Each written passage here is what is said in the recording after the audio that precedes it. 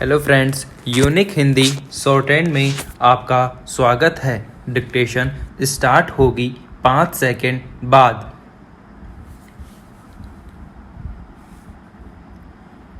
Start. महोदय, निसंदेह ही आज भी हम भले ही कई मुश्किलों का सामना कर रहे हों, फिर भी हम 1991 के उन दिनों जैसी स्थिति में नहीं हैं। एक राष्ट्र के रूप में हमने काफ़ी भरपाई कर ली है और हम आगे बढ़ने के लिए तैयार हैं। श्री राव के नेतृत्व के बिना यह संभव नहीं था। अब यह अटकल लगाना व्यर्थ और मूर्खतापूर्ण भी है कि कोई और नेता होता तो क्या कुछ ज़्यादा और बेहतर किया जा सकता था या नहीं।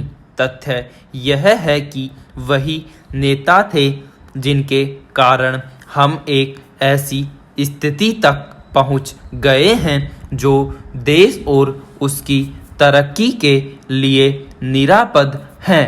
हम जिस अवधि से गुजरे हैं वह बहुत मुश्किल और हलचल पूर्ण थी। सोवियत संघ के पतन और विघटन से हमारी जो कुछ भी अंतर्राष्ट्रीय स्थिति थी उसका आधार ही खत्म हो गया। ऐसा लगता है कि हमारे देश में कुछ लोग इस घटना का पूरा मतलब नहीं समझ पाए हैं। बेशक यह कम्युनिस्टों और आधुनिक समाजवाद के अन्य समर्थकों के लिए बेहद चिंता का विषय था। इससे उन सभी निष्पक्ष देशभक्तों को काफ़ी दुख हुआ जिनके लिए सोवियत संघ अच्छा मित्र था और अकेली विदेशी शक्ति थी जो हमेशा हमारे साथ खड़ी होती थी। उससे हमें काफ़ी नैतिक और भौतिक समर्थन भी मिला था।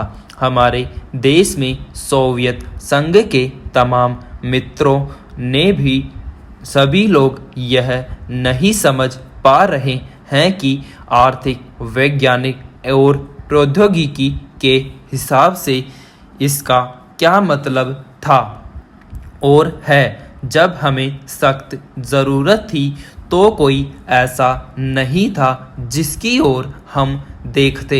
घबराने और अपने देश को दिवालिया राष्ट्र घोषित करने के बजाय प्रधानमंत्री ने मुश्किलों का डटकर मुकाबला किया। हमें इस संकट से निकालने की व्यवस्था की और साहस के साथ देश को एक नए आर्थिक रास्ते पर अग्रसर किया। कांग्रेस ने अपने चुनाव घोषणा पत्र में इसकी मोटी रूपरेखा न बना ली होती तो बेशक यह संभव न हो पाता। इस घोषणा पत्र के मुख्य निर्माता स्वयं राजीव गांधी थे और इसे तैयार करने में श्री राव उनके मुख्य सहायक थे। देश को संकट से उभारने और नए आर्थिक रास्ते पर ले जाने में बेशक मनमोहन सिंह की देशभक्ति, विद्वता और ख्याति महत्वपूर्ण कारण थे। नई आर्थिक नीति जनता के हित में नहीं है। इस काल्पनिक तथ्य को लेकर काफ़ी हंगामा मचाया जा रहा है। इसके उलट अगर उसे अपेक्षित ढंग से लागू नहीं किया जा रहा है तो इसकी वजह यह है कि जनता के नाम पर हर तरह की आंशिक और कॉरपोरेट मांगे पूरी की जा रही है। प्रधानमंत्री ने 2 महत्वपूर्ण तरीकों से नई आर्थिक नीतियां बनाने में अपना योगदान दिया है। सबसे पहले तो उन्होंने नई नीति लागू करने के लिए मध्यम मार्ग अपनाने पर जोर दिया है। नए आर्थिक कार्यक्रम को लागू करने में उन्होंने जो दूसरा महत्वपूर्ण योगदान किया है वह है इसके पक्ष में राष्ट्रीय सहमति बनाना। महोदय, हमारे देश में राजनीतिक विचारों में जितनी भिन्नता है उसके मद्देनज़र यह एक साधारण सी बात है, जबकि इनमें से ज़्यादातर लोग यही ठाने रहते हैं कि चाहे जो हो और जो भी मुद्दा हो उन्हें विरोध करना है। चुनावों में झटकों और यदाकदा टेढ़े मेढ़े रास्तों के बावजूद प्रधानमंत्री के नेतृत्व में जो नई आर्थिक नीति बनाई गई है उसे राष्ट्रीय स्तर पर स्वीकार कर लिया गया है। माकपा से लेकर जनता दल और भाजपा तक आर्थिक क्षेत्र में मूलभूत सुधार के अलावा पंजाब में नाटकीय बदलाव आया है। बंदूक की लड़ाई की जगह अब पूरी तरह बैलेट की लड़ाई ने ले ली है। उस प्रदेश की जनता के लिए यह दूसरी आज़ादी से कुछ कम नहीं है। असम और उत्तर पूर्व के कई हिस्सों में भी ऐसे बदलाव आए हैं, हालांकि वे पंजाब जैसे नहीं हैं।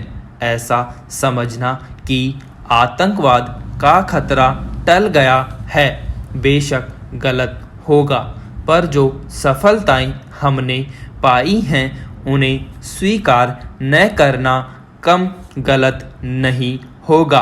पंचायत और स्थानीय निकायों के चुनाव कराने को भी साधारण काम नहीं समझा जाना चाहिए। इस कदम से महात्मा गांधी के सपने और दिवंगत राजीव गांधी की लोकतंत्र के लिए प्रतिबद्धता फलीभूत हुई है। यह संविधान की अपेक्षाओं के अनुरूप लोकतांत्रिक क्रांति को आगे बढ़ाने का प्रतीक है। इससे हमारे राष्ट्र का लोकतांत्रिक आधार मजबूत हुआ है।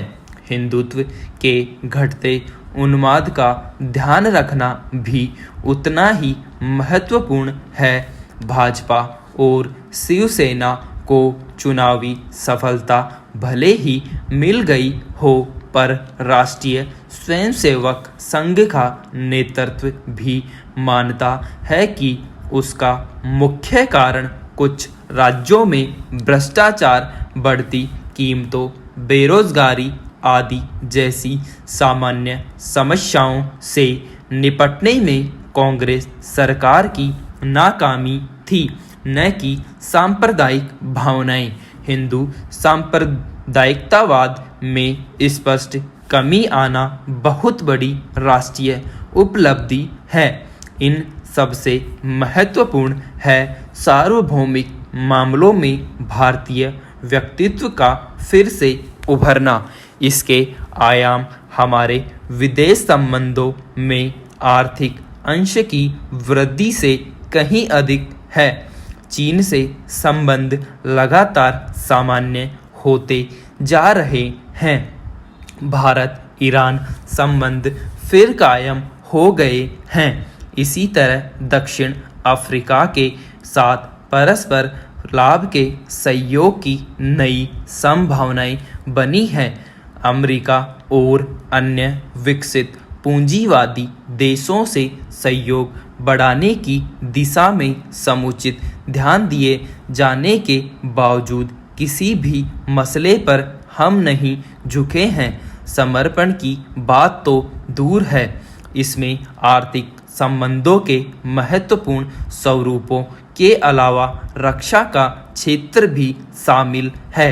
इसका सबसे ताज़ा उदाहरण है परमाणु अप्रसार संधि के मामले में हमारा अपनी नीति पर कायम रहना, जबकि इसके लिए हम पर कई दिशाओं से भारी दबाव डाला गया। गुटनिरपेक्ष आंदोलन को नई नीति देने के प्रयास भी चल रहे हैं। इन सब उपलब्धियों को मिलाकर एक वाक्य यह है कि प्रधानमंत्री ने सबसे बड़ा काम यह किया है कि हमारे देश में शासन पुनः स्थापित कर दिया और लोकतंत्र को सुदृढ़ बनाया। स्टॉप।